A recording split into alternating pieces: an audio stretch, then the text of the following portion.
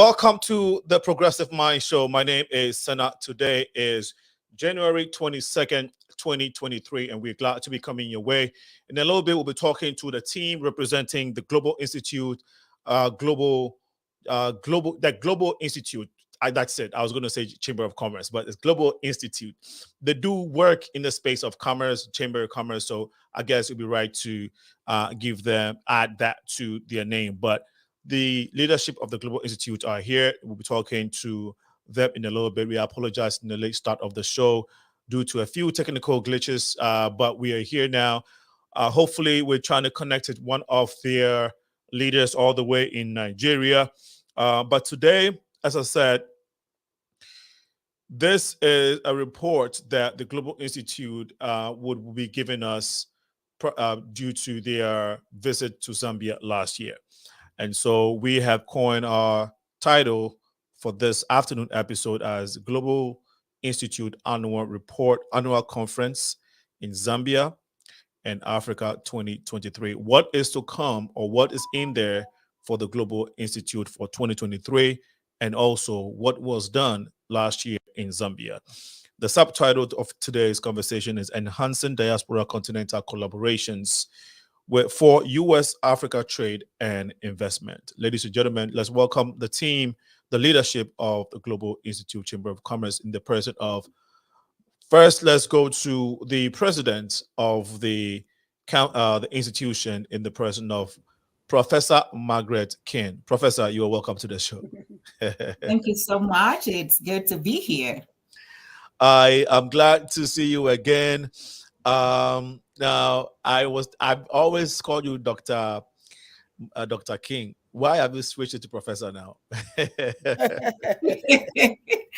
whole lot of folks I've been promoted, given the title, and I'm thankful to God for that. But it does not matter, because a lot of people in the US, when you say Dr. King, it tallies. It's a familiar name, and it's Dr. M. King. Like when we talk about Martin Luther King Jr., so a lot of people love it, and I love it. It doesn't matter. Professor King, Margaret King, Dr. King, that's fine with me. Thank you. She, like I said, she is the president of Global Institute, and she wears a lot of hats. As we continue, we would learn more about Dr. King. Next to her is her vice, and also she's the the advisory council chair in the person of Dr. GALE FRAZIER. Dr. GALE, welcome again to the Progressive Minds. Greetings, and God bless everyone. Of course, it's an honor and a privilege to be here with you, and of course, Dr. King. And yes, I am the advisory chair for the Global Institute of Planning and Sustainable Development, as well as the vice president of technical operations. So thank you again for having us on your program. It's my pleasure, and I'm honored to have these beautiful queens. They're not only beautiful queens, but very, very smart, intellectual women, strong women. Now, I must clear this. When Black women, or when we refer to Black women as strong, we're not necessarily saying physically, they're strong. It's just that they have the wherewithal to withstand all the challenges that have come their way. They are the backbone of our families, our communities, and our societies. And so in this contest, I think I'm giving myself the permission to call them strong Black women. But ultimately, they are God-fearing and loving, intelligent women.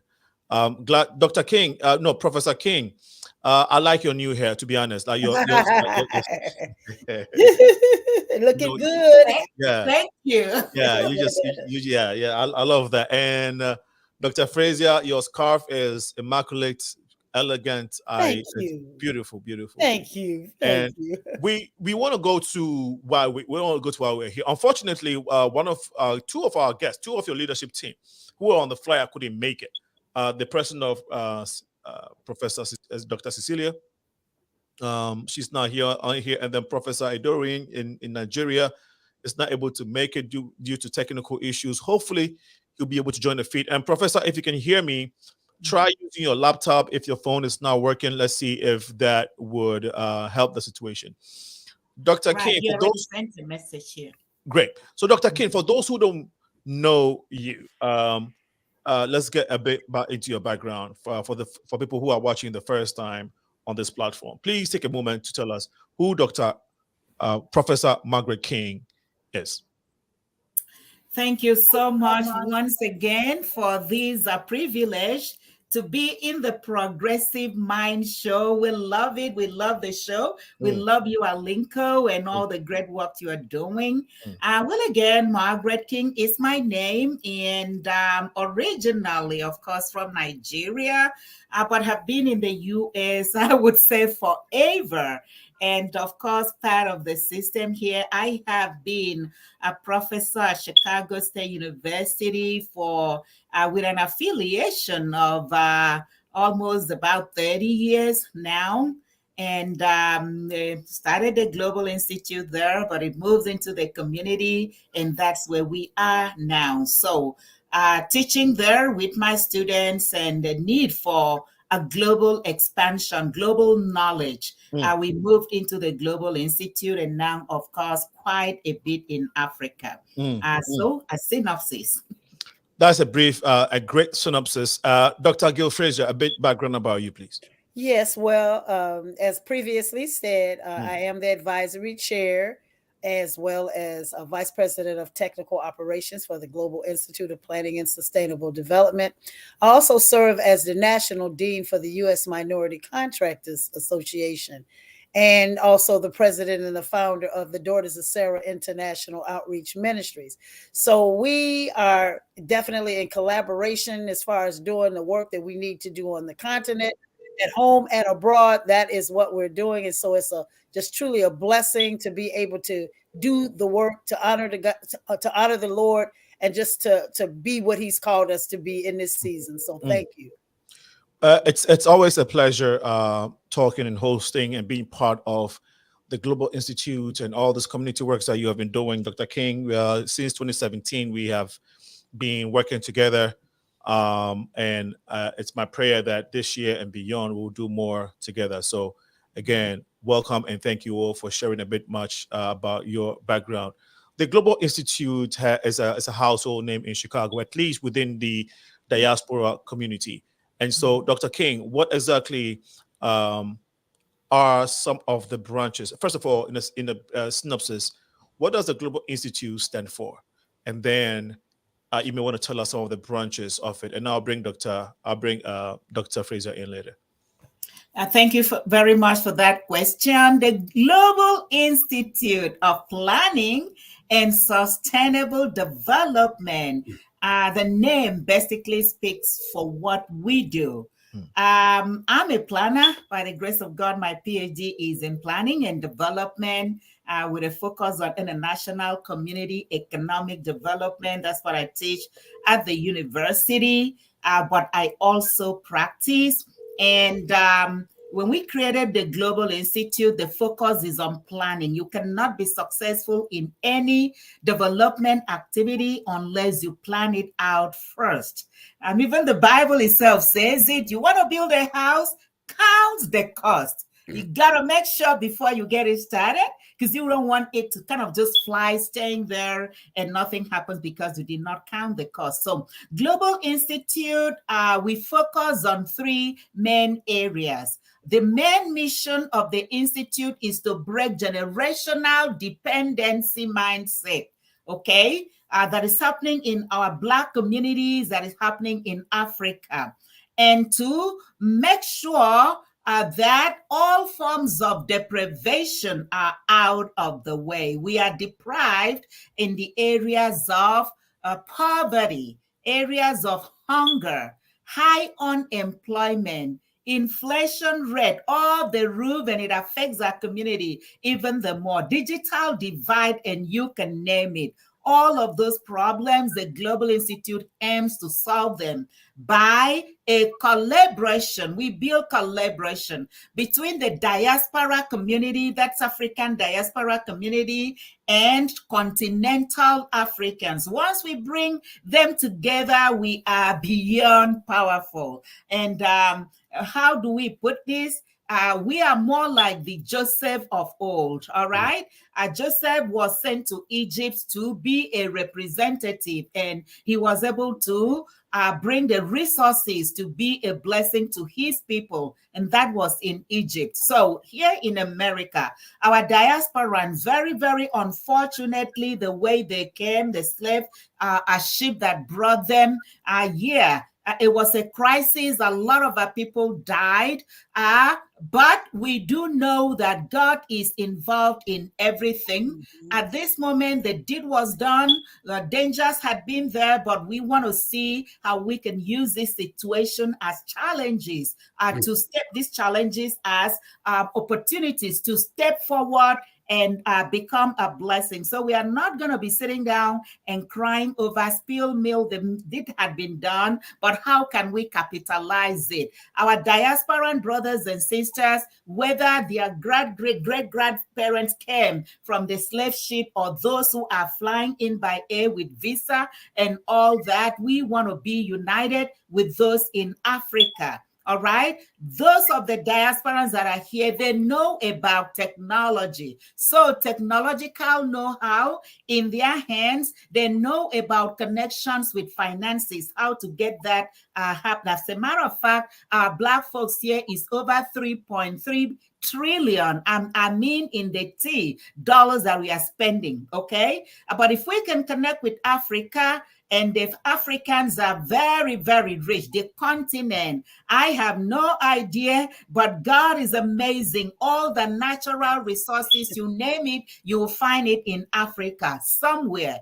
And the population, it is the youngest population, the richest continent, one of the richest, let's put it that way, in the world, the continent. So when we have the natural resources of Africa, and then we pull that together with a very young, vibrant, intelligent population, my sister, Dr. FRAZIER, calls it the spirit of excellence. Okay, she'll talk about, I don't want to get into a thing. But when we bring this together with technological know-how, we will get things done. And our focus is on threat and investment. And let me quickly land. So one area is in education and training. That is focusing on African-centered education, what we need in Africa, and be globally competitive. And then we move into the second one. The focus is on entrepreneurship development, the type of entrepreneurship that we look around and see the dirt and the gifts in Africa, and we make something out of it. So it's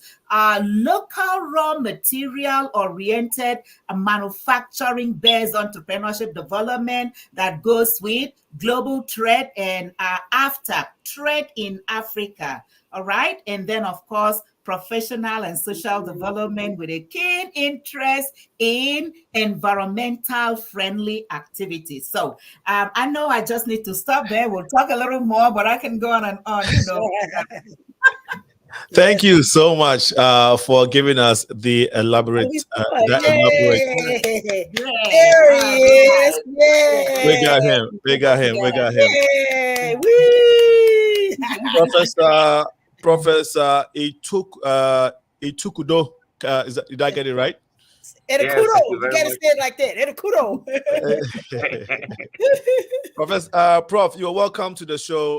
We had a little glitch, but it's good to have you. Before Dr. FRAZIER gives us her part, basically talks about her role with the Global Institute, I'd like to take this opportunity to welcome you and also give us a little background of yourself and what the role you play with the Global, and how did you join Global Institute? But firstly, please introduce yourself. Thank you very much, host, and I'm happy to. You can call me Alinko. Thank you so much. I hope you're hearing me. Yeah, you can call me Alinko. Okay, okay. Thank you so much, Alinko. Alinko, not Papa just call Alinko. This is the Ghanaian version. Thank you so much. Actually, yes, I'm Professor ETUKUDO, and I'm in Nigeria right now, and I happen to be the provost and vice president Academic Affairs of the Global Institute, and it has been a worthwhile experience to work at this level with Professor King and Dr. FRAZIER, who are so passionate about African development. We are so happy to be here, at least to kind of at least push forward what we are actually passionate about. So for now, like I said, I handle everything concerning academics, education for Global Institute. So Okay. on this note, maybe I want to leave it here. Maybe we can talk further and later on. Awesome. Thank you so much. What state are you currently in Nigeria? Right now I'm in Cross River. Right now I'm in Cross River State, but African headquarters is at Akwa Ibom, Uyo in Akwa Ibom in Nigeria. Okay, and then what university do you lecture at? Yes, I have been in the classroom as lecturer for about 20-something years, but I had to leave the classroom to join Global Institute, and since 2018. Awesome. And for 30 years, what academic area have you been teaching or research? Operations research has been my area. Operations? In statistics. Operations research, yes. Operations research. Research, yes. Okay. And you said it entails of statistics? Yes. Come again? Did you say that entails of statistics? Operations? Yes, it's an area in statistics, yes. Awesome. Yeah. Awesome. Wow. Thank you for giving us that background. And we appreciate the work you've done in the academic space, improving and building Africa, of course, with your work in Nigeria, and now using that experience and resources to connect the powerhouse of the African diaspora so that together we can change the story of Africa. Thank you so much. I really appreciate it. Yep. Yeah. Dr. Gale, you have been with the Global Institute for some time. A brief, tell us exactly what chair of advisory exactly is, and you being the vice president, what are some of the functionalities? Okay, so of course, being the advisory chair is pretty much, synonymous with giving a wise counsel and providing some type of direction and course and purpose for how we are connecting the diaspora with the continent of Africa and the work that we need to do to bring in the diaspora along with the connection with our brothers and sisters on the continent. So that is one specific arm on there where I utilize the resources that I already have here. As I mentioned, being the national dean for the minority contractors and other individuals in the community, having served as the chair of the National Black Agenda Consortium and so forth and so on. These are all tied together to do the work on the continent. And we will do it, as Dr. King said, collaboratively. Okay, that we come together, develop projects, so forth and so on. That's where the technical aspect comes in, because we're working on developing projects, promoting and the individuals on the continent who already have small businesses and so forth, how we can connect to make it a larger scope and a larger scale, and having that interconnectedness where we have both boots on the ground in Africa as well as in the United States, and we're progressing together because it's not an individualistic mindset. It's together. I think about the engineering concept that we talked about, the sum of the parts equal the whole. So the thing is as we all come together with the parts that we have, little by little, line upon line, precept upon precept, here a little and there a little, we're able to make it a larger focus, and that's where the global element comes in. So as large as the continent of Africa is, we definitely want to continue to just pursue every opportunity with our brothers and sisters on the continent as well as here, so that we can become that powerhouse that we once was. Exactly. Once were. Exactly. No, it's a great point. And I think that the most powerful force on earth now is continental Africans connecting with their brothers and sisters in the diaspora, not just connecting and having, the parties and the festivals and just on that level, but intellectually connecting. Yes. And I think that is the most powerful thing. If that happens, I think that Africa will be free. Africans will be free of poverty and absolutely. deprivation. As a matter of fact, it's called Africa Rising. That's the term that we're using now, Africa Rising. Awesome. And so, yes, so that is one of the major components of this whole thing. And as more and more of our people become enlightened to this, you hear more and more people saying they're ready to go home. They're ready to go home. It's like leave this joint and go home. Thank you so much for sharing, Dr. Frazier. Yes, sir. Professor ETUKUDO, if you are the lead, if you are you're the chair or the president, you are the lead person when it comes to education in Nigeria, or did you say Africa in general or just Nigeria? Africa. Africa. Yeah. What does that entail? Does it mean you are setting up academic institutions in other African countries through the resources of the Global Institute? Yes, actually, it's been, we realize that, before now, we've been having even the curriculums in our universities, institutions have been, maybe the white people will come into Africa and then will colonize us, even with the curriculum. When we have a lot of resources in Africa, and which we need to develop. So,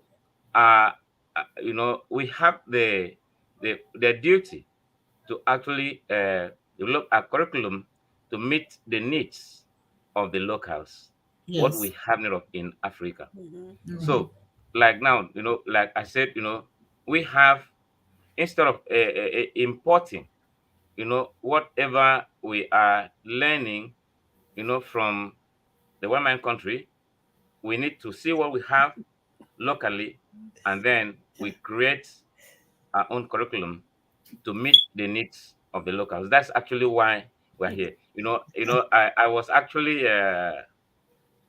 excited, during the last international conference we had in Zambia, to meet my sister, Dr. Frazier, for the first time.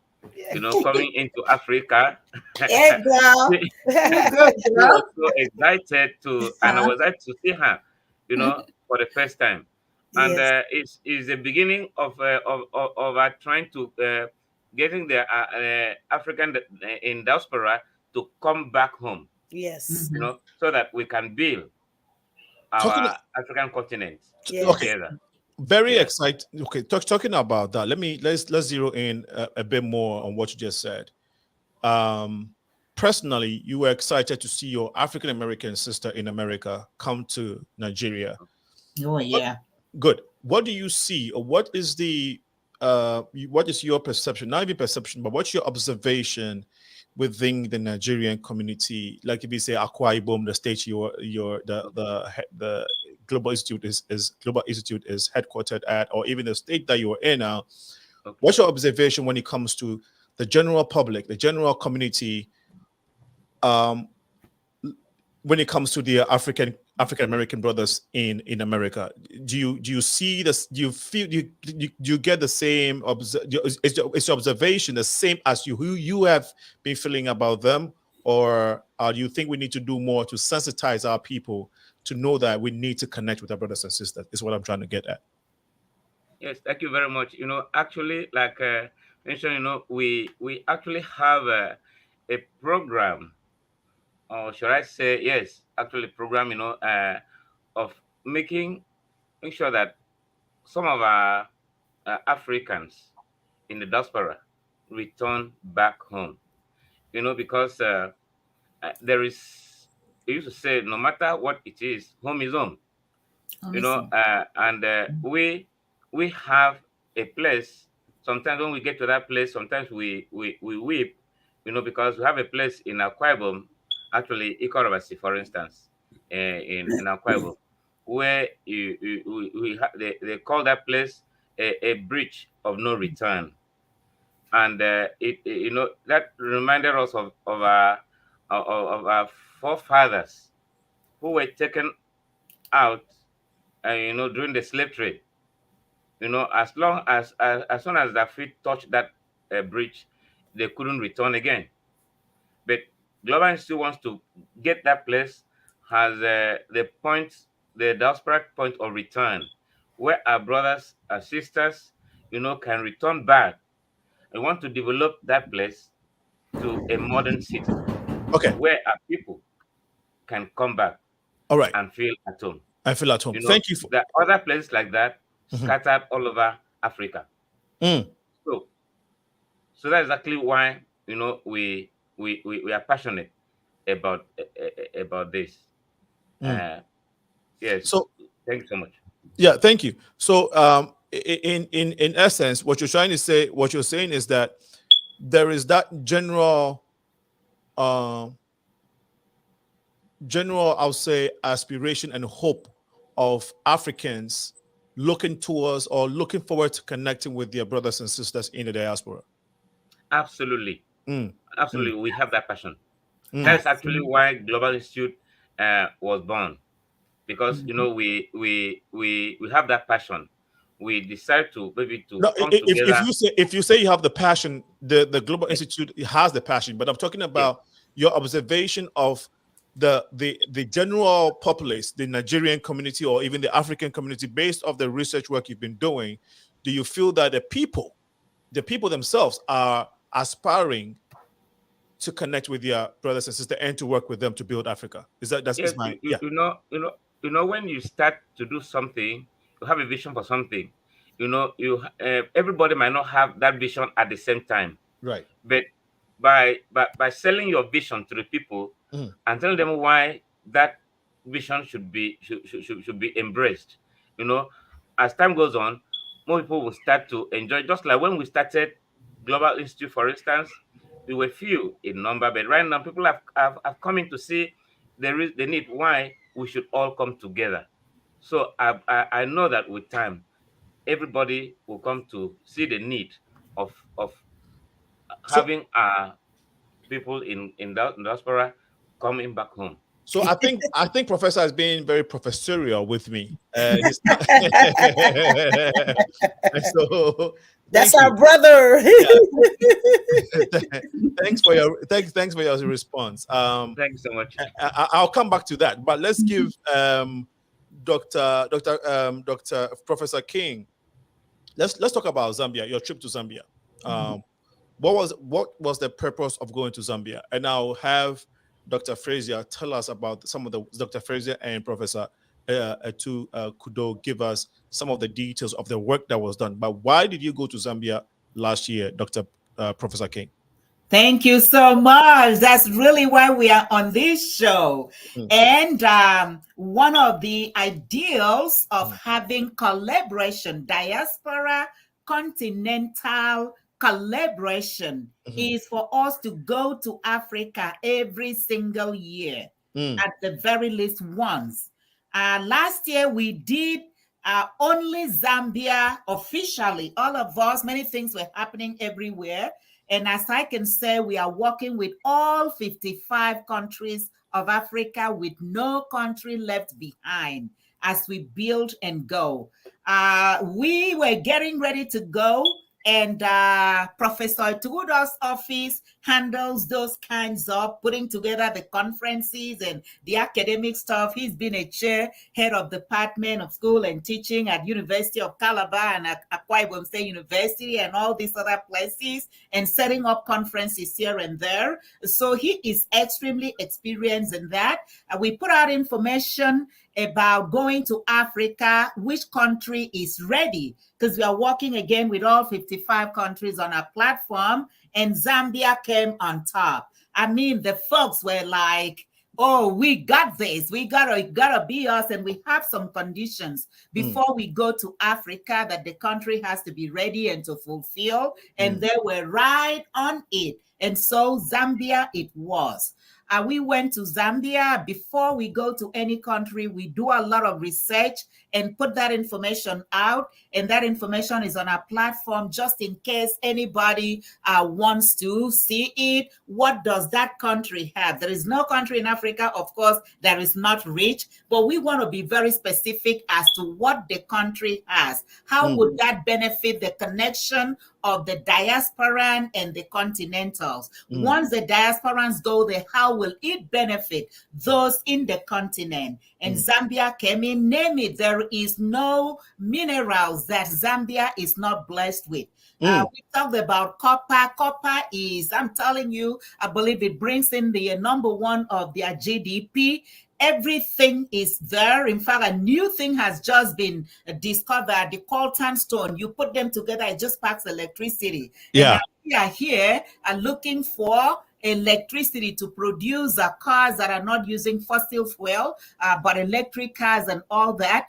There is that thing coming up there. So diasporans need to take advantage of that and be a part of developing these in Africa. So we went to Zambia to connect, to on exploration, to let the folks know. And that's why we are coming here. And we're going to be having lots of shows and forum to let folks know what Zambia has and how important it is in any area of interest for folks, the diasporans, to come in and be able to trade, promote African trade, Africans trading with each other, and also promote global trade and investment. So it becomes a win-win. We're not going to be talking about poverty in the city of Chicago, in our Black neighborhoods, when our Black folks are joining in with rich African. We are not taking and zapping and going into taking it away from you, but we are working together. Jobs are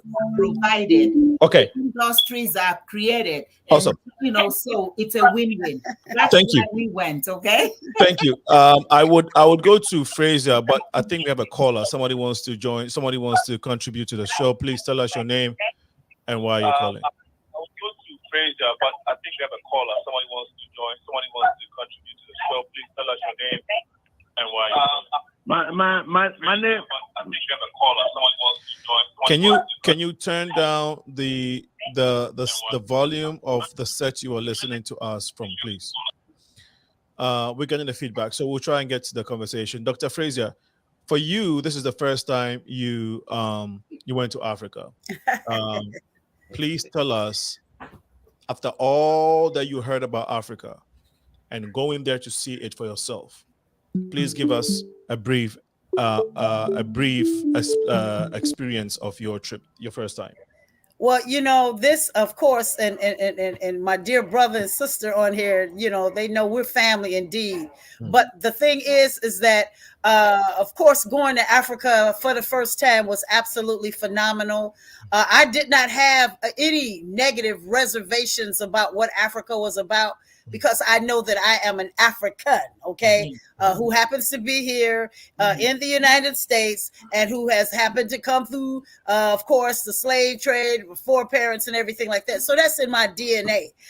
So going there was absolutely phenomenal. The connections, being with the people, our brothers and sisters there, all of them coming together. And as I shared with everyone else, people just kept saying, welcome home, welcome home, welcome home. And of course, that would just bring me to tears all the time, because it did something to me on the inside to know that I was actually home. And so just from the very onset of being there throughout the whole conference and, going through Addis Ababa and all of that, and just seeing people that look like yourself for the first time, and that you saw the unison in everything that went forth, and all of the young people there that were in leadership positions and so forth and so on, and all of the experiences of seeing the richness of the land and the vastness of the land. All of those things just did something transformative for me, although, like I said, it was already on the inside of me. And it's just coming into the realization of being home, being among family, being among kin. And one of the things that I would say, at no point did I feel any type of pushback as far as, oh, you're from America and you're this and you're that. Everybody would always say, welcome home. And they are really looking forward to the diaspora coming home to be there. That was the main thing.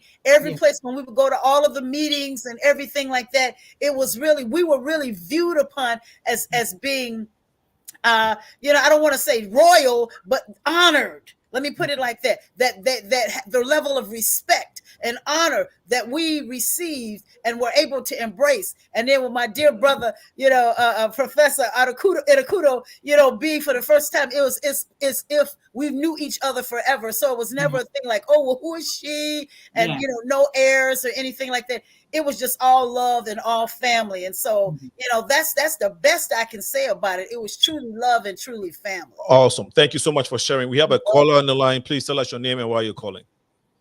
Yeah, my name is Ajao. How are you guys doing? We're doing well. Yeah, I want to ask a question. I want to ask all the people that who are in front of you, talking to them. I think you have a good, a good program that you get. I want to ask all of them, those people, one question. Which African country that is doing good now? So he wants to know, among all the African countries, which of them is actually rising or doing well economically? I would answer that generally all of African countries are doing well because Africa is rising. That's right, Africa rising. It all depends on what you want that is going on. Here, there have been a whole lot of criticisms. Many are talking about our leaders and folks are talking about management and all that, but every part of Africa is rich. It all depends on which country you're looking for and what you intend to do with it that we can pinpoint. Like we've been to Zambia, and we can say Zambia has copper, Zambia has a diamond and gold, and we actually went to the one of the number one exporter of Zambia minerals, and we saw all of the minerals that are in that country. So Africa is rising. All of the countries are doing well. It all depends on what you want, and just like any other country in the world, there are the pros and cons. Yes. Ajaho. Yeah, I don't think she answered my question.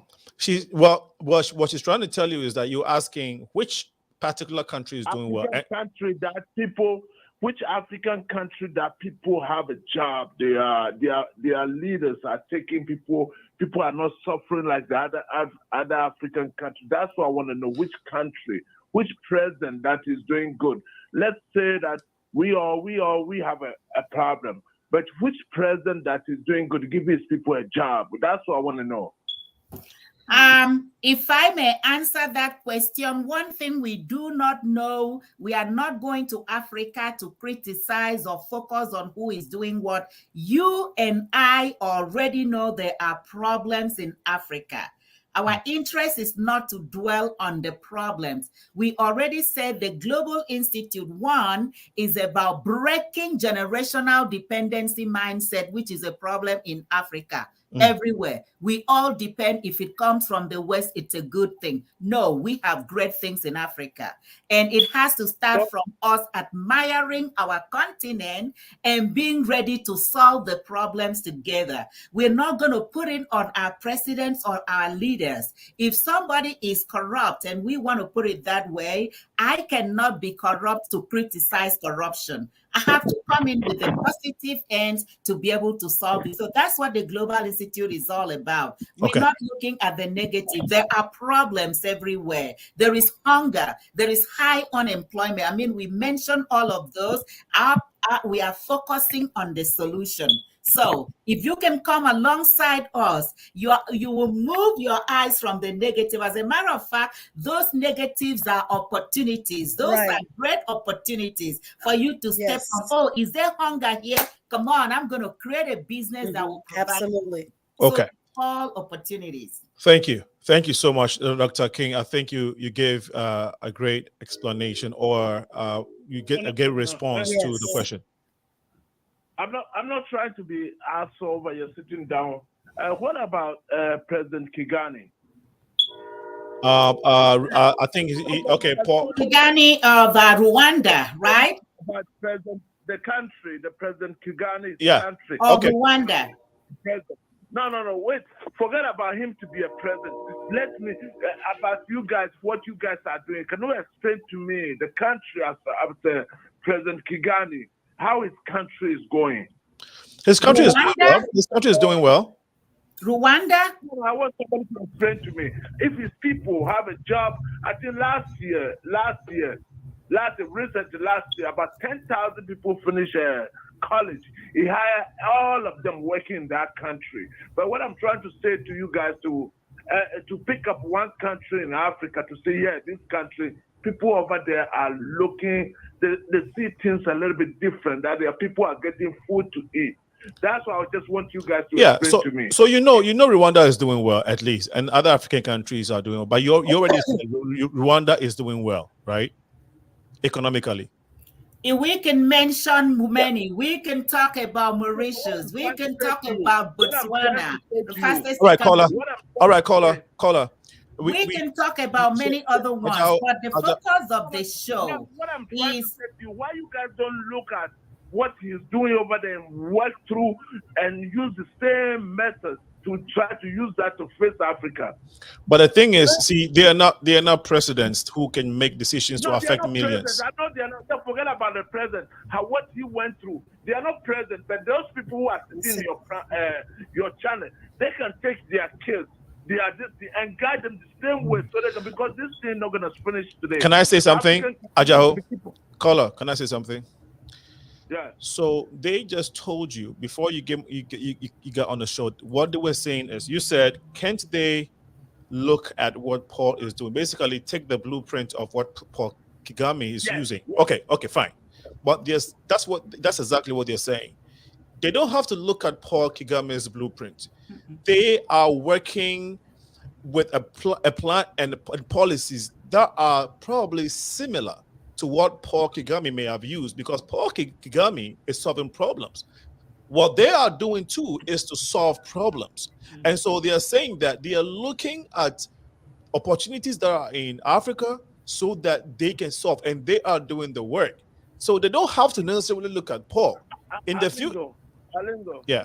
Alingo, I understand what you are saying. Some of this country, they depend on Africa.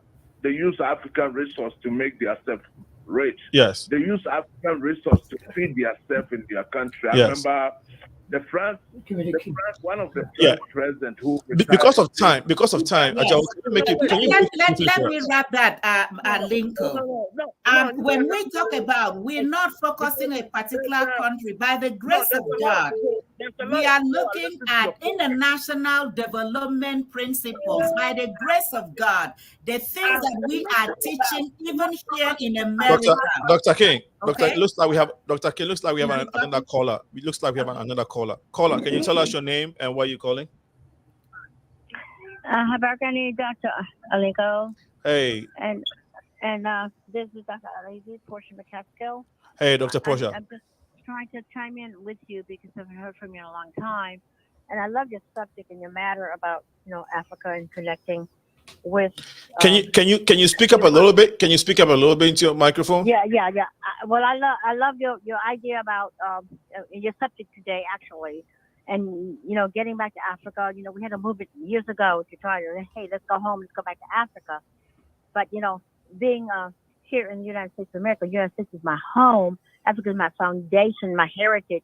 I would love to do business there, but I really don't think I would ever want to live there. I would love to visit.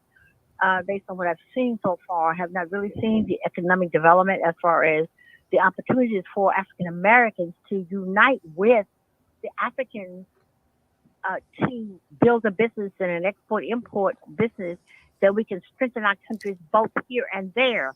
I've just only seen my African friends come over here to get what the African American people have built this country on and then take it back to that country.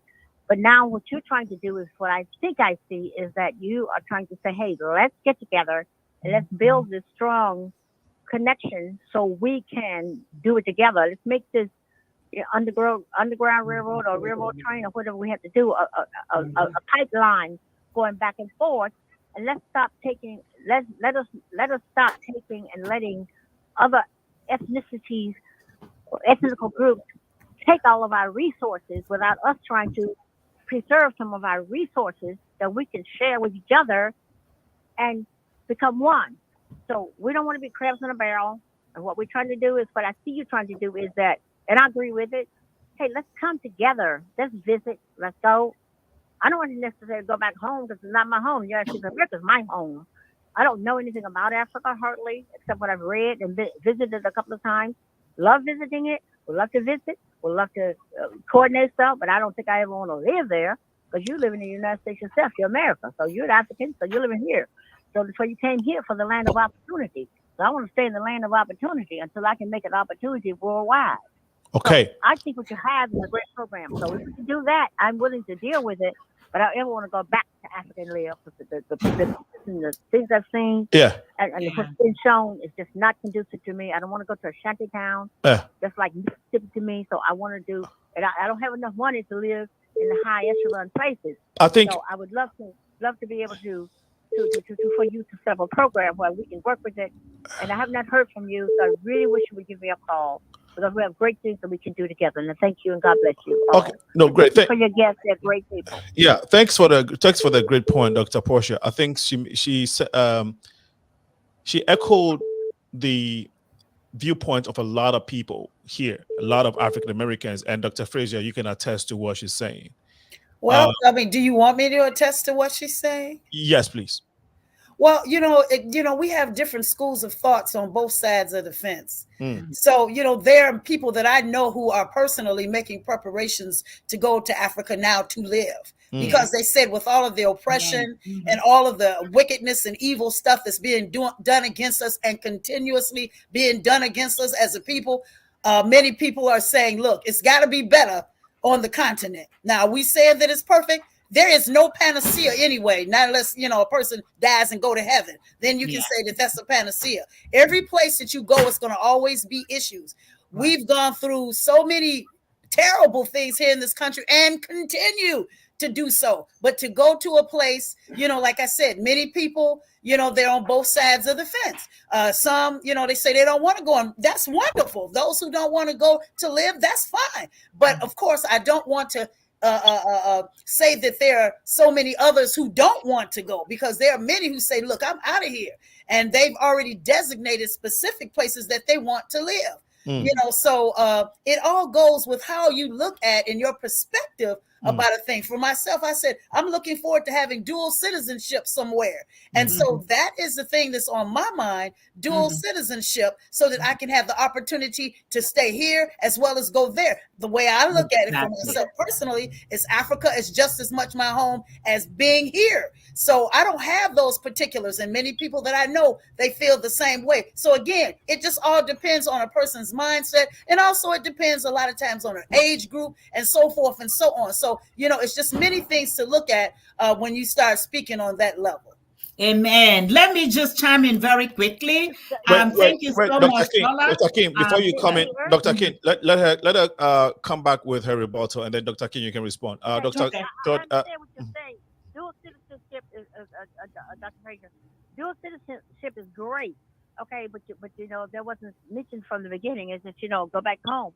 And my point is that dual citizenship is fantastic and great, because, see, I've traveled this world. The earth is the Lord's and the fullness thereof, and it's mine also. Just where I choose to set my roots based on what I have established and developed and created. So if I've created so much here, then we can just join with Africa and we can create together. That's what my point was. It's not about the space or the place. It's that because I love my Africa. I've been trying to get back to Africa, and I'm African. I'm Afrocentric all the way down the line. So the African history. It's just that I think that we built America, and we need to make sure that we can share with America and Africa at the same time. Absolutely. Others here, that was not their fault at the earlier part as to how we got here. So now what Dr. Linko is trying to do is trying to bring together and erase that mindset of most Americans as to the blame and shame, because there's no blame and no shame. Yes, ma'am. Absolutely. Yes, ma'am. Yes, ma'am. And that's what we're trying to do now. Yeah. But we have to put it and state it in a manner where everybody can understand. Absolutely. Yes, ma'am. Bring it in a gentle manner as Dr. Alinko is bringing it. Okay, Dr. Thank you so much. Dr. King, go ahead. Thank you so much for that. That's exactly what I wanted to clarify. The Global Institute is not here to say every African American go back to Africa. No, that's not what we are all about. We are talking about collaboration. If you are living in America and you are creating the wealth, there is a place that you can also have your investment. Our interest is if you have a home in Africa, for instance, we live in Chicago. When it gets cold and you want to go home, go open your home during the cold winter season with all of the snow. Absolutely. Enjoy it. All right. And then come back here. Yeah.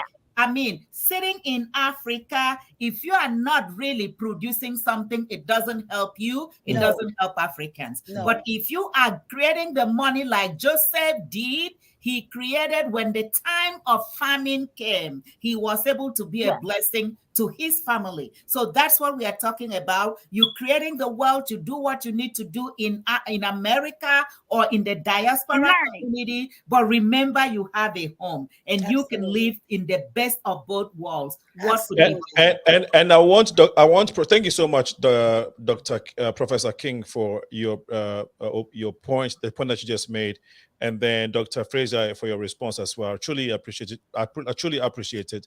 But I would like Professor ETUKUDO to respond to this. And this goes to the point I was making earlier. You remember when I was asking, what's your observation about how the people are feeling the aspirations of Africans, right? The optimism of Africans towards their brothers and sisters in the African diaspora. Because I have lived all my life in Ghana and in Africa, and I do understand. That's why I asked you. It's because I understand the sentiments of a lot of African Americans here. So based on the point that we've all made now, what would you say to someone like Portia? And there's so many Dr. Portias around who are thinking what she's thinking. What would you say to them as people who are now feeling like they are connected or are now feeling like they are welcomed in Africa? You made the point that you are willing to work with African Americans, but what would you want to say to Dr. Portia, who regarding the point that she's making, or just your contribution to the point that has been made so far? Thank you very much, Linko. Actually, like Professor King mentioned, we are not actually saying that all Africans in diaspora should come back, but what we are saying is, whatever they're doing out there to develop, another man's country, their home is Africa. So they should bring that here and then develop our continent. I think the point of correction here is that this is their country too. So this is not another man's country. I think, and that is maybe Dr. Frazier or Dr. Portia help me here if I'm wrong. I think that sometimes the conception or maybe the understanding of some Africans is that African Americans, for some reason, are just part of the story or part of the American story. They are the American story. So it's not like they have been building another man's country. This has become their country too. And for many, this is the truth, and this is how they think. And so, how do we say, yes, this is your country, this is now your country, but this is probably your roots, or remember your roots, and then start thinking about how to come here. And I think that's the point I wanted to correct, and because based on the work that we do here, I have had so much of this sentiment being shared with me. Dr. Portia and Dr. Frazier, I want you to respond to this. Professor, I'll have you come back. I'll let you speak on this, but I want them to confirm or not the point that I just made. Well, I can say that, of course, those of us who were a part of the slave trade, our foreparents and so forth and so on, we're in a very unique situation. As a matter of fact, no one on this entire planet has experienced the things that we've experienced in terms of being transplanted and so forth and so on. So, in fact, we have been here, of course, for centuries. And one of the things that I would say is that we have a vested interest in this country as well. This is which is why many people, various organizations and so forth, many that I support relative to reparations is key, because the thing is yeah, we built this country. So yes, indeed, in terms of the building of this country, we still say that they owe a debt that has not been paid. Dr. King and other individuals with the insufficient funds, and of course Malcolm X and all of the other abolitionists, and so forth. This is something that's ingrained. Right. And so, and then of course we look at it, as I said before, is that even on the continent, we look at it, okay, even though many of us are going back, having our DNA and all of that done to confirm exactly what country, which country, and so forth and so on. So, I mean, it's all in how you look at it. You can look at it and say, well, I got the best of both worlds, in the sense that, hey, I got another home and I got another home, and so, it's a very interesting paradigm to be in, and you can say a phenomenon. And so that's pretty much where, my perspective is on this. But of course, everybody doesn't see it the same way. But of course, that's my mindset on this whole thing. Exactly. Dr. Portia, your quick response, because I want Professor to continue his submission. Oh, absolutely. Well, I agree that, we are, I want to become one. That's what I want to do. That's what my vision has been for years since I was a child. And I've always say, hey, I want to go back to Africa. I want to know what Africa's about. And then once I built my stance here in America, I said, well, I want to join America. I want to join Africa. My African brothers came here and sisters came here. I love that. We love each other. We do the African festivals. We do all this kind of good stuff. So, but Africa's so rich. And we're so poor here as African Americans.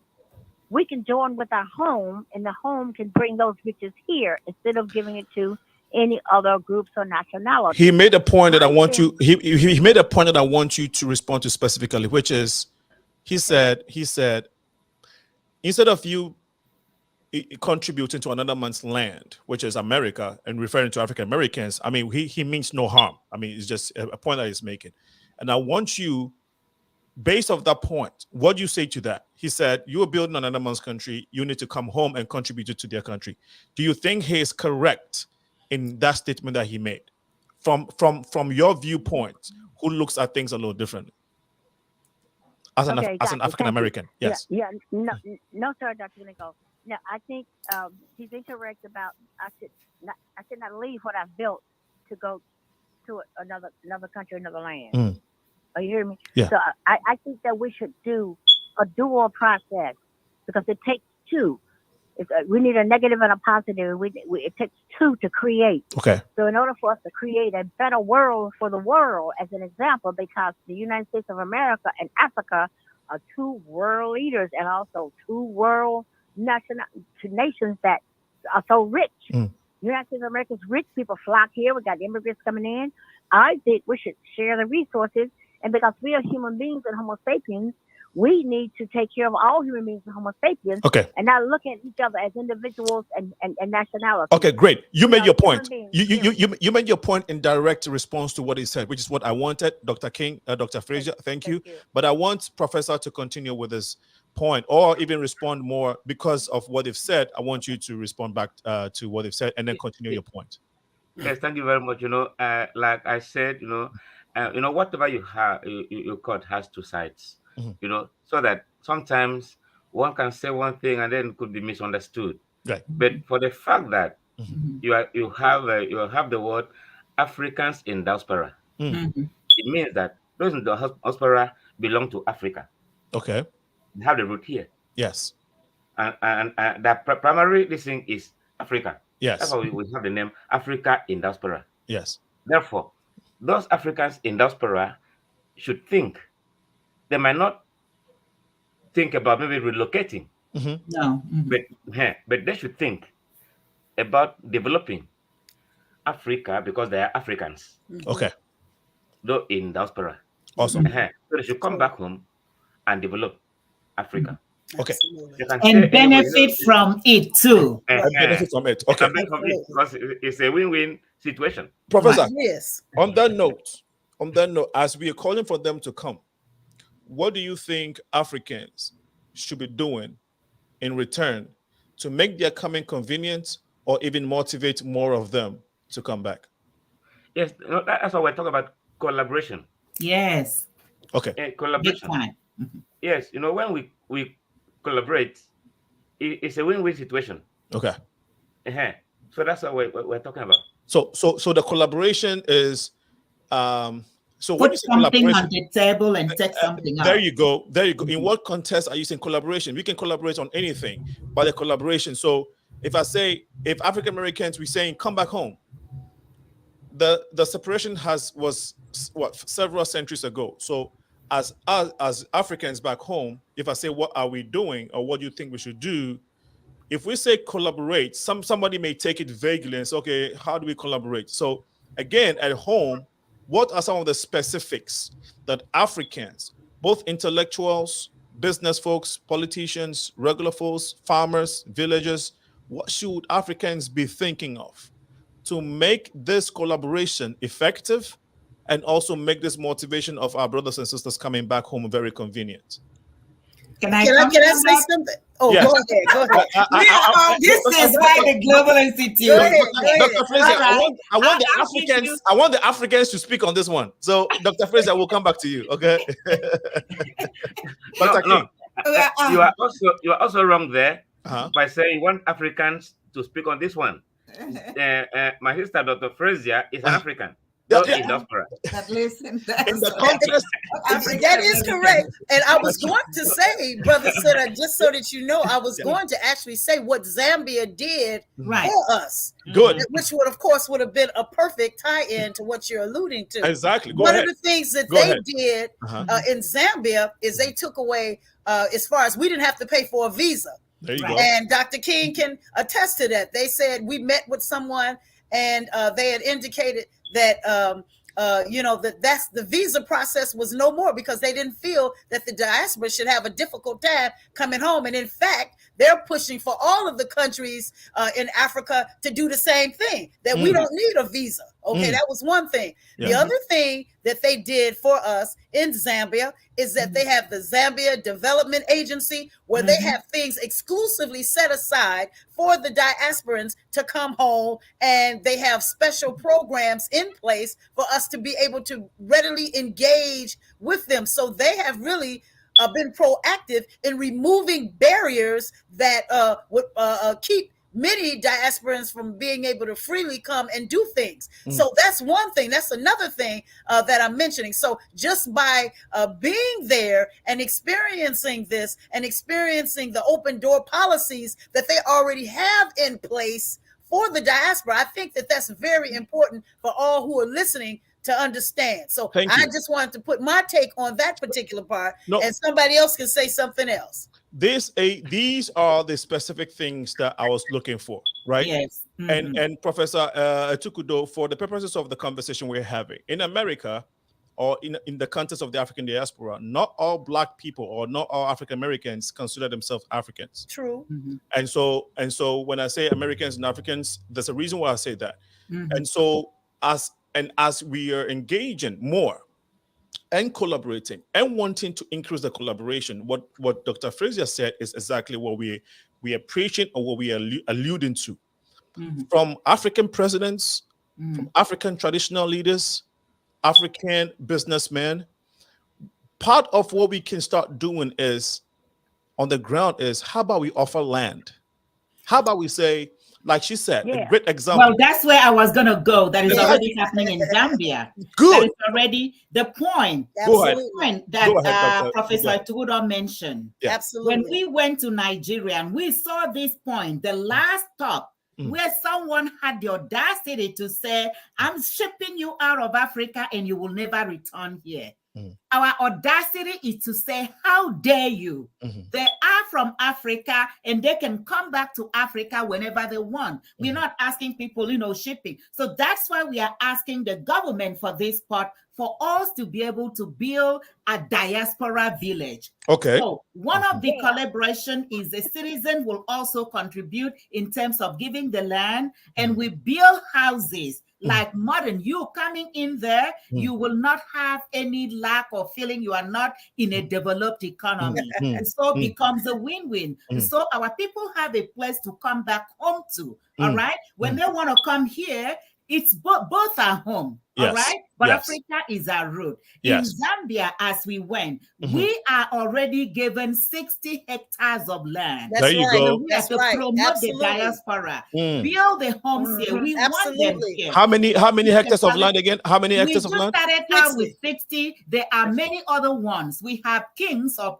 chiefs that are already giving us lots of hectares. Do agriculture and create diaspora homes. People can come in and get very comfortable, and it's a whole lot cheaper than it is here. Thank you. And the way we are setting it up to be easier is a contribution from both parts. So it's not too exorbitant. Oh, I'm paying mortgage here, or I'm doing this and that. I won't be able to do that. Yes, you will be able to do it because we have made it easy. That's when the combination is. So the government, the leadership of the countries have things to do to make it easier, make their coming home very, very friendly. All right. The indigents have things to do. So that's why we are working. Yeah. We're going to 4 other countries this year. Okay. And any country that we're going to, we're keeping conditions. If our diasporans are coming there to do business, you must give them tax exempt. Well, not a fully tax exempt, but give them incentives. Yes. All right. Yes. For them to be able to do business at ease. Yes. Do not give them all kinds of papers and books and things. Make it easier. So let's work with them and make business very, very fluid, seamless, and very easy. Awesome. Don't ask us to come and then you are so. We are working with the presidents, the leadership of those countries. Right. Those that did not have it again, like Zambia has, we want that when our folks come back home, throw a red carpet. Give them some serious work, make them feel they are part of the society, even though, yes, they are from America and they're still Americans, but they are also Africans. So we are putting all of those things in place. Yes, so that people come in and you are very happy. You are able to bring in the money because when we're doing all this, we're talking about the resources. We've been a blessing to America. And even America, by the grace of God, the leadership of America is promoting. You already know President Biden, God bless him, brought African leaders here. But our relationship has to be mutually beneficial. That's what we are talking about in the Global Institute. Awesome. There's nothing like exploitation now. Exim Bank is ready to fund. In America, we know the market is already saturated. If you are not connected to Africa now, you're going to be so sorry. Absolutely. It is the youngest population. Yes. That's why others are seeing and they're rushing in. And even in Africa, we are promoting African Continental Free Trade Area. Is the largest market in the world with about 1.4 billion, billion people, and the GDP, of course, are rising. So we are having, NAFTA here with 3 countries. We are having the Euro, EU, all right, Ethiopian Union. And all that, how many countries? Small. But you're talking about 55 serious countries, okay? And all of them are trading together. We want to make that easy. Trade within Africa, last we checked, was just 17%. Coming down in America, it got to about 39%, about 49, somewhere around there, 59 with Asia. We want Africans to trade with each other. Right. Diaspora is the 6th region of Africa and must be treated that way. They are part of Africa. So those are the things that we are all working to promote. So we all come in and it's a win-win. It's a blessing for everybody. And the riches in America is also transferred to Africa and vice versa. So it's a win-win. Awesome. Thank you so much, Dr. Portia. I'm sure they answered all your questions. Even the the post questions you had, they covered it. I think so. No, quick question. I want to add what she's saying, that I have a plan that can make her do whatever she just said, because she just really, really got my mind going. And we do have a plan on that. And I would like to present it to you guys because I know exactly what she's talking about. And I appreciate that. And thank you so very much for allowing me to comment. Thank you. We need to connect with you, man. God bless you. We love you. We truly love you. Thank you very much. To Dr. Linko. That'll be great. Thank you. You're welcome. Well, that was Dr. Portia. We had a caller earlier. He also thank him for his contribution. We have some looks like, okay, hold on. Hello, Dr. Portia, you're back on the line. Okay, so that was okay. So we have some callers. You're watching the Progressive Mind Show. We are live on Facebook and Facebook, YouTube, and Twitter. On Sundays we are here at 4 p.m. and then Tuesdays now, which is our new airing day instead of Wednesdays. Tuesdays from 6 to 8. We are here to bring you topical issues that are very essential to all of us in. Here in the diaspora, but Sundays we talk about issues connecting the diaspora and continental Africans. So join us every Sunday as we have these very important conversations.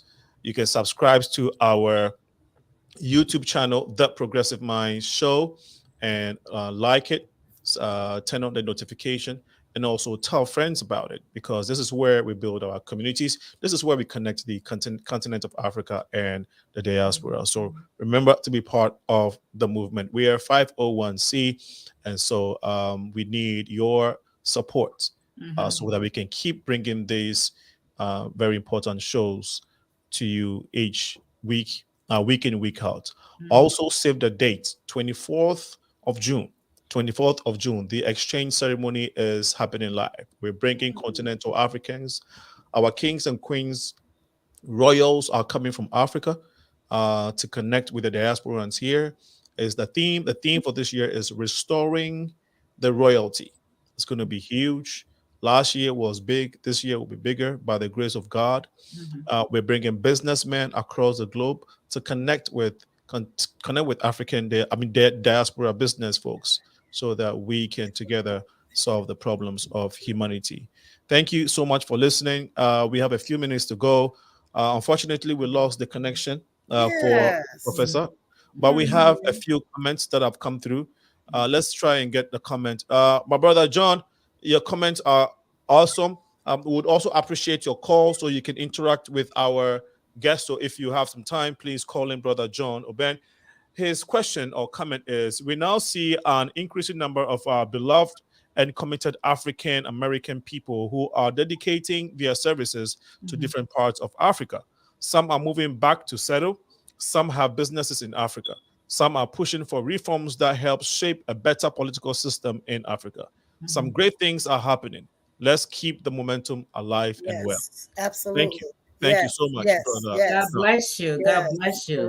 His next comment is that Professor ETUKUDO is right. It is not wrong to invest where you come from, you call home. However, we can do a lot to impact the lives of those back home. We can build and sustain systems that makes lives better back home. For instance, tax relief, one passport across all African countries, and more. Africa is a new heaven. Africans must take advantage now. If not, we will end up as tenants in our own land. Amen. That's the truth. So true. You better know that's the truth. Can I comment on that? Briefly, because we have some things to talk about. So yes, quickly. Thank you so much for those comments. That's what the Global Institute is all about, collaboration. We are promoting trade. We are not looking for aid.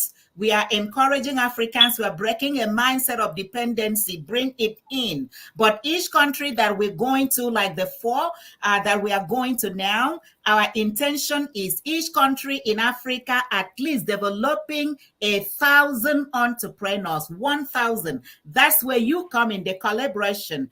Some of them, it doesn't take so much. For $100, $200, one entrepreneur is able to start a business and put food on the table.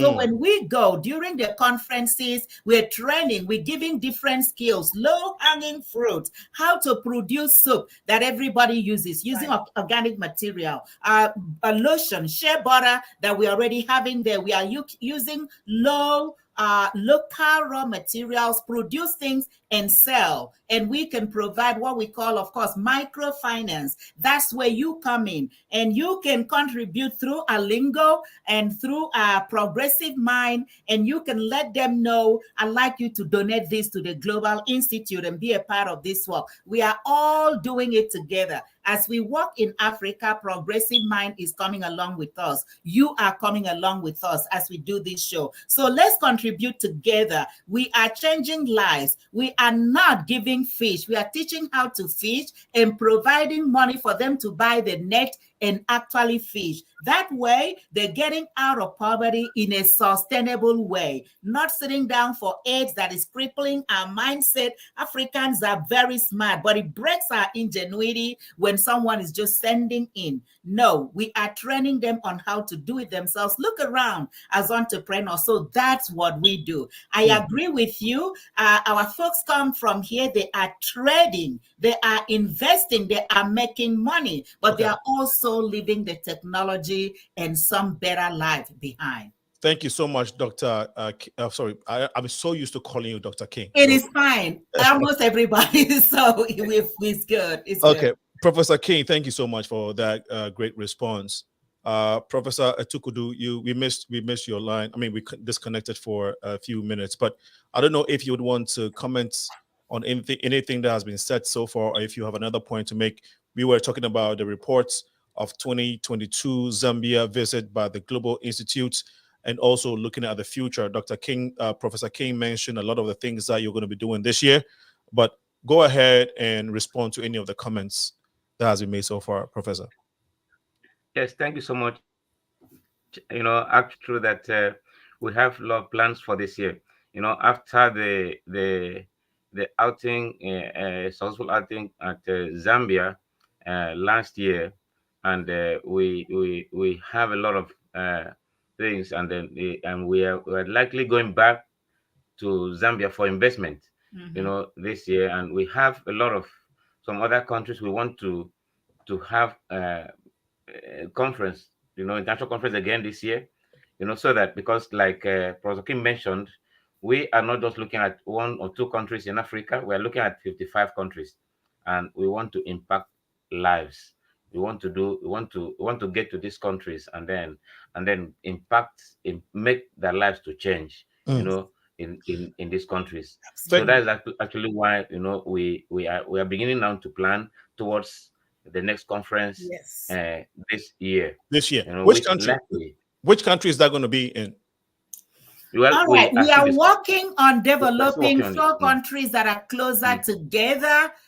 We have to get approval from the different presidents, because we want them to work with us. We don't want to open the conferences.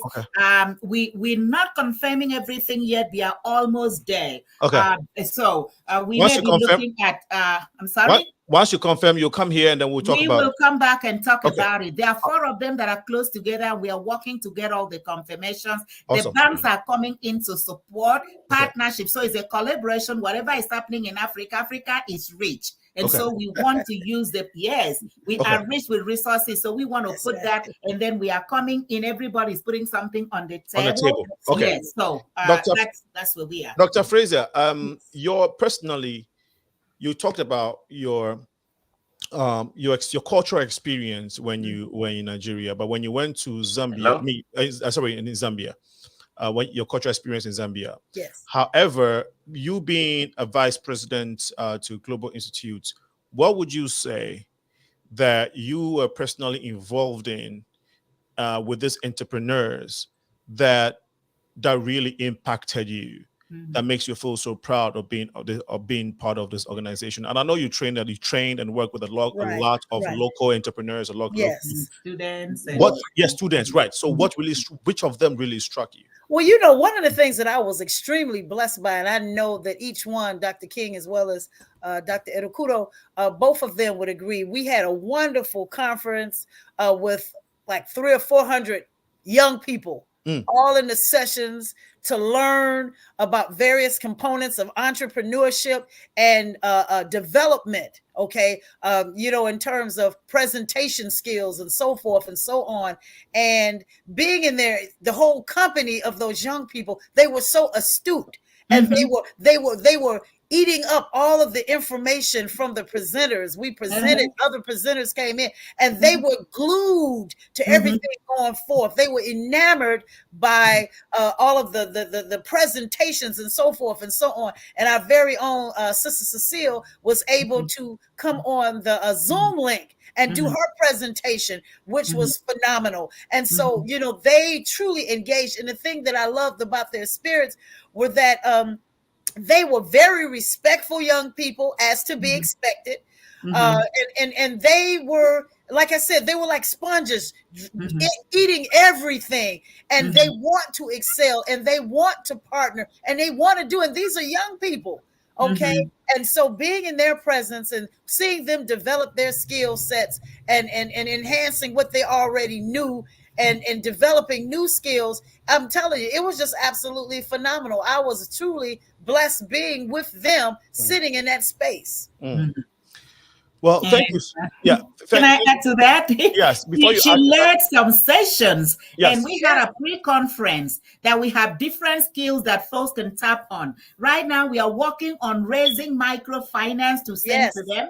And we had even teachers to use even maths, things that are there, how you could make a process. Yes. Right? Create detergents. All right. Create soaps and lotions and digitalization, a whole lot of different sessions, even to use, what did we say, like chicken? And then we smoked them in a certain way, the Zambian way. We all got a kick out of that. And we had a session on Ubuntu. Ubuntu is that unity, you know, coming together. We had the ambassador Ubuntu. We are communicating with them. So we are going right back, focusing more on agripreneurship, how to get the products throughout, starting out with cultivation, getting the products and transforming them with value addition to products and being able to sell first in the immediate community and then nationally and to the other countries. Zambia by itself is surrounded with about, what do you call it, about 10 countries. 10, yes. Geography, we used to call it, oh, poor Zambia, landlocked country. But no, it's a land-linked. It's a country that you can link and just drive into about countries around there. So to kind of put a strategic market there, you kind of benefit with the other countries. So we are also excited. We're going back. We had already identified about 25 projects. In fact, the president, things happened. He couldn't make it last minute, but he sent his representative. So we are working with the ministries that are handling a small and micro, small and medium enterprises. We're working with Zambia Development Authority. We are working with folks that are in mining. So anybody who wants to be a part, contact us. If you get through Progressive Mind, he will contact us. We are all a part of this collaboration. All right. So let's come together, get to Africa. We will become rich together and leave the richness in Africa as well. Thank you. I would have, we're about to wrap the conversation. With the Global Institute, you are always expected of excitement, information, inspiration, and hope. And so thanks for, we had all of that this evening, and really, really appreciate it. Professor ETUKUDO, I know the network has not been too friendly, but we appreciate your time and your commitment. You keep coming back, which means a lot to us. As we are about to wrap the conversation up, please give us your closing remarks, and we can go and take that from the two ladies as well. Yes, thank you very much. You know, that's exactly like I said. Sorry that my internet connectivity. That's why we are talking about collaboration between the diasporas and the continentals, so that the problems we have in Africa will be solved, including internet connectivity. Yeah. So All right now. We don't have this problem. Yes. Yes. You know, and we appreciate this, you know, because whenever we, you know, I want to say that whenever we have our international conference, you know, we always have a graduation ceremony. Talk about it. That we train. So like we are planning, you know, like we had that, you know, during the Zambian conference. Yes. We graduated a number of our our people that we trained. And so we are going to start again the training session. Right now, we're talking about the spring one semester that we're going to start on the 30th of January, All right now. and so on. So, and we'll continue like that till and graduate them before the next conference, which we're also going to graduate them. We always have a hybrid graduation ceremony where we have those that we train online and those that we have on site where we have the conference. So that's exactly what we have. Coming together here, in this program has been an exciting one. So I actually want to appreciate Mr. Alingo for this, Professor King, and my sister too, Dr. GALE FRAZIER. And thank you so much. No, thank you so much, Prof, because it's about 1 a.m. right now. Yes, it's about 12:38. Yeah, it's almost midnight, almost 1 a.m. and you are up trying to do this. Shows your commitment. So we really, truly appreciate it. Amen. Thank Amen. Dr. King, because Dr. King Professor King is the president, I will have Dr. FRAZIER. Please give us your closing remarks, and we'll have Professor King close us. Sure. Well, again, we definitely thank you for allowing us to be on this wonderful program. Of course, we support your program because it's always been so impactful, and you have wonderful things to offer everyone when they listen in. And then, of course, for the Global Institute, we are here. We're going to continue to be here. We're going to continue to do the work because we believe that this is divine providence. Everyone may not receive, and we know that's just the way it is in life. We welcome everyone to participate and to help invest. And when I say invest, I mean that you don't have to have a lot of money to invest. Just have a willingness to come together and collaborate. And as we work together, we will definitely benefit. All of us will benefit. However, if you feel, that that's not in your spirit, we're not here to twist anybody's arms or anything. You have to be able to see it for yourself. And so we do appreciate all of the listeners and everyone who tuned in today. And we certainly pray that you receive from what we shared. And of course, we're open to any further communication and so forth and so on. So that's what I would say. Again, thank you so much, and keep it moving. Keep it moving. That's right. Keep it moving. We truly appreciate it. Professor King, for the entire show, I've missed it. But for the next 2 minutes, I'm not going to miss it. Professor King, your closing remarks. God bless you, my brother Alinko. We are together. We love you. And we are thankful to God for your show, Progressive Minds. And that's exactly what it is. You're bringing the diaspora, the continental together because we've got to work together.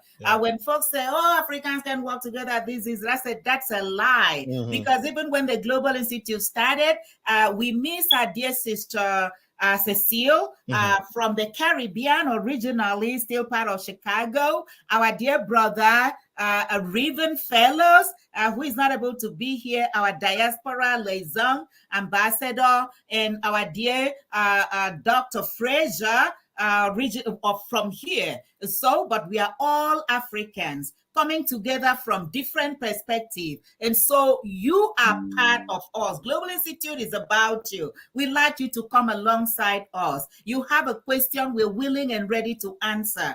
And let's come together. Let's not focus on maybe just a specific country. It's about the entire continent. We want to work together, develop the lives of people, and we are focusing on entrepreneurship. For them to produce something is about sustainable development, not something that starts now and then somebody's putting a hand up. No, we are working together and they are able to sustain, put a roof over their head, put food on the table for the family, and be able to create wealth and help out somebody else. But that will be because you are a part of this movement. Like my sister said, let's get it rolling. We thank Professor ETUKUDO, the man. I mean, if you can be ahead of the party, department of statistics and research, and then you see a need as a wonderful man of God with his sweet wife, letting him go, and we are working together. It is not like we are having money to pay this and pay that. Folks are coming in to volunteer their time.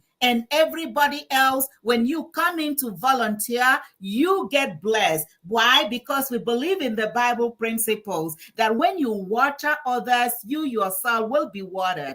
God is blessing us. So come alongside us to the Global Institute. It's about training and education. It's about developing entrepreneurs. It's about professional services and social services. It's about getting our professional skills that they have acquired in the diasporan world. Let's take the skills. Let's build our roads. Let's do boreholes. Let's get water. Let's develop and be happy.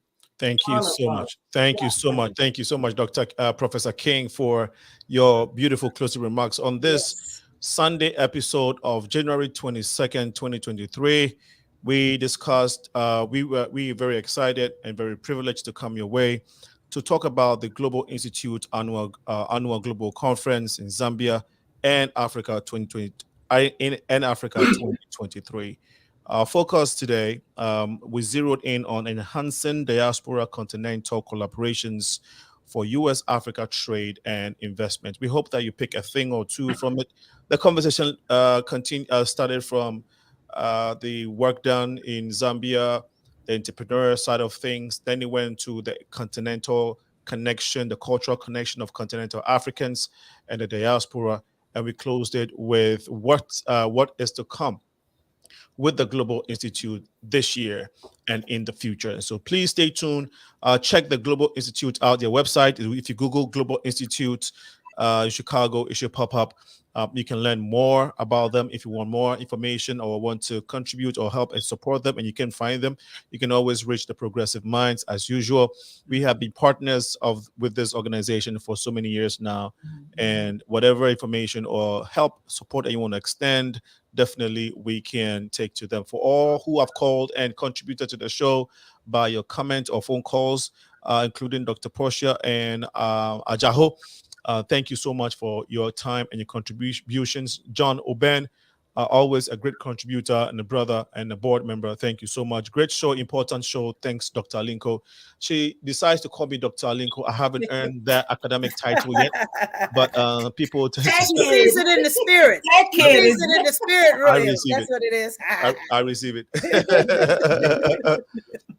That said, remember to join us coming Tuesday from 6 to 8 p.m.